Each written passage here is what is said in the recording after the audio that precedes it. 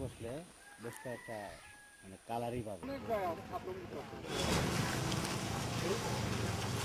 নেত্রকোনা জেলা শহর থেকে মাত্র ৩০ কিলোমিটার দূরে দুর্গাপুর উপজেলা। এখানে আছে গারো পাহাড়ের কোল জুড়ে থাকা সাদামাটির টিলা, টঙ্ক আন্দোলনের স্মৃতিসৌধ, খ্রিস্ট ধর্মপল্লী, বিরিশিরির ক্ষুদ্র নৃগোষ্ঠীর কালচারাল একাডেমি সহ আরও কত কি।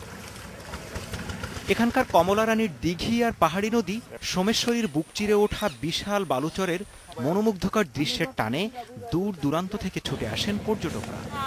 একসাথে পাহাড় নদী সবকিছু অসাধারণ একটা কম্বিনেশন। জাস্ট এটা ঘোরার জন্য অসাধারণ একটা জায়গা। গারো পাহাড় এবং এই সোমেশ্বরী নদী এটা পর্যটন এরিয়া হিসেবে দেশে পরিচিত থাকলেও কিন্তু অবকাঠামোর উন্নয়নের জন্য এখানে প্রচুর পর্যটক আসতে পারছে না। কিন্তু অনুন্নত যোগাযোগ ব্যবস্থা আর আবাসন সমস্যার কারণে পর্যটকদের আশানুরূপ সাড়া পাওয়া যাচ্ছে না। কেমন থেকে যে বিরিশিরি পর্যন্ত আসি, রাস্তার যে পরিস্থিতি, জায়গায় জায়গায় মনে হয় গাড়ি উল্টে যায় এমন একটা অবস্থা। এখানে আসলে কোনো ভালো হোটেল নাই। যোগাযোগ ব্যবস্থার মানে একটা উন্নয়ন ঘটে এবং এই উন্নয়ন ঘটার সাথে সাথে দেখা যাবে যে এখানে মানুষের আরও আকর্ষণ বাড়বে।